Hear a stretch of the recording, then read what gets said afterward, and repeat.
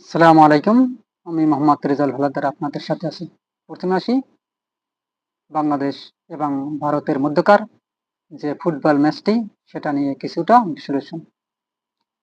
বাংলাদেশ বনাম ভারতের রোমাঞ্চকর ম্যাচটি শেষ। আপনারা জানেন আজকে টান উত্তেজনামূলক বাংলাদেশ ও ভারতের মধ্যকার যে ফুটবল ম্যাচটি হয়েছিল সেটা অত্যন্ত রোমাঞ্চকর হয়ে উঠেছিল এবং সেই ম্যাচটি আম বাংলাদেশ এবং ভারতের অনেক হাজার লক্ষ লক্ষ দর্শকেরা ভিড় করেছিল দেখতে। তবে সরকার ফুটবলের এক ঐতিহাসিক দ্বৈরথের সমাপ্তি ঘটল আজ ঢাকার বঙ্গবন্ধু জাতীয় স্টেডিয়ামে এএফসির এশিয়ান কাপ 2027 বাছাই পর্বের ম্যাচে চিরপ্রতিদ্বন্দ্বী ভারতকে 1-0 গোলে পরাজিত করে এক দূর-দূরান্ত জয় নিশ্চিত করেছে বাংলাদেশ জাতীয় ফুটবল দল। নির্ধারিত সময় এক অতিরিক্ত সময়ের খেলা শেষে বাংলাদেশের তরুণ ফরোয়ার্ড শেখ মোরসালিনের একমাত্র গোলটি এই ঐতিহাসিক বিজয়ের নির্ধারক হয়ে রইল। ম্যাচের চূড়ান্ত ফলাফল ফাইনাল স্কোর বাংলাদেশ 1 ভারত 0। গোলদাতা বাংলাদেশ শেখ মোরসালিন 12 মিনিটে। প্রথমার্ধের নাটক বাংলাদেশের সময় রাত 8টায় খেলা শুরু হওয়ার পর থেকেই দুই দলের মধ্যে বাড়তি উন্মাদনা লক্ষ্য করা যায়। ম্যাচের প্রথমার্ধ ছিল পুরোপুরি বাংলাদেশের নিয়ন্ত্রণে। ভারতীয় দল বল দখলের চেষ্টা করলেও হামজা চৌধুরীর অসাধারণ খেলা এবং বাংলাদেশের সুসংগঠিত রক্ষণ ভেদ করতে তারা ব্যর্থ হয়। ম্যাচের ভাগ্য গড়ে দেওয়া গোলটি আসে একমাত্র 12 মিনিটে। রাকিব হোসেনের বাড়ানো বল থেকে শেখ মুরসালিন ডান পায়ে নিখুঁত শটে জালে জড়িয়ে দেন। এই গোলটি বঙ্গবন্ধু জাতীয় স্টেডিয়ামে গ্যালারি উল্লাস ফেটে পড়ে। প্রথমার্ধের শেষ দিকে 37তম মিনিটে সাত ইসলামের থ্রো ইন থেকে হামজা চৌধুরীর নেওয়া একটি শট অল্পের জন্য বাইরে গেলে লিড বাড়ানোর সুযোগ হারায় বাংলাদেশ।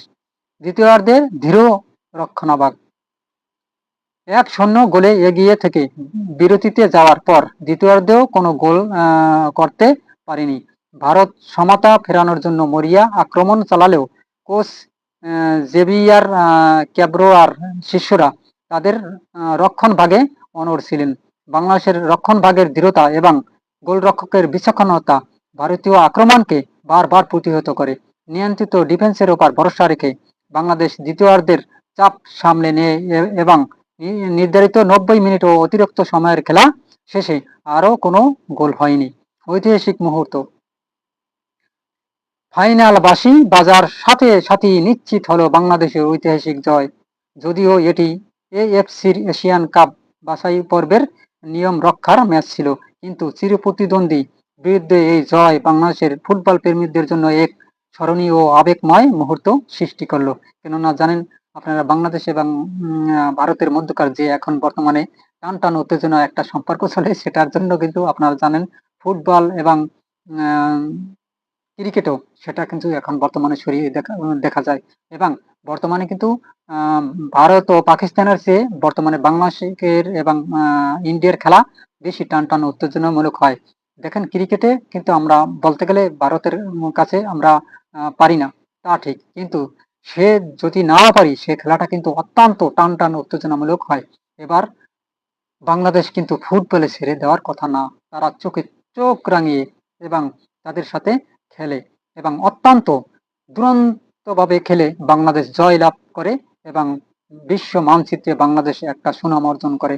সুপ্রিয় দর্শক, এই খেলাগুলো হাজার লক্ষ লক্ষ দর্শক ভিড় করেছে এই খেলাটি দেখতে এবং সেখানে আপনারা জানেন যে বাংলাদেশের এখন বর্তমানে যে পয়েন্ট রয়েছে সেটা দারুণ একটা পয়েন্ট।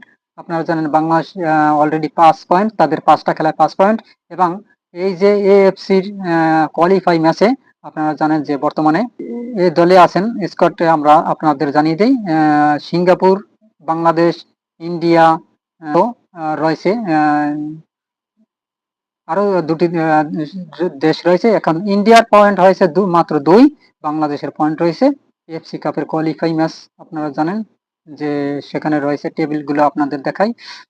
সিঙ্গাপুর রয়েছে 11 পয়েন্ট, 5 ম্যাচে 11 পয়েন্ট, অর্থাৎ তারা 3টা জিতেছে, 2টা ড্র করেছে, একটাও হারেনি, তাদের পয়েন্ট 11 সিঙ্গাপুরের। এবং হংকংয়ের 5টি ম্যাচ খেলে 2টা জয় অর্থাৎ 2টা ড্র ও একটা হেরেছে, তাদের পয়েন্ট হয়েছে 8। বাংলাদেশ 5টা ম্যাচ খেলে 1টা জয় 2টা ড্র এবং একটা দুটা হেরেছে, বাংলাদেশের পয়েন্ট হয়েছে 5 এবং ইন্ডিয়া 5টা ম্যাচ খেলে একটাও জিততে পারেনি।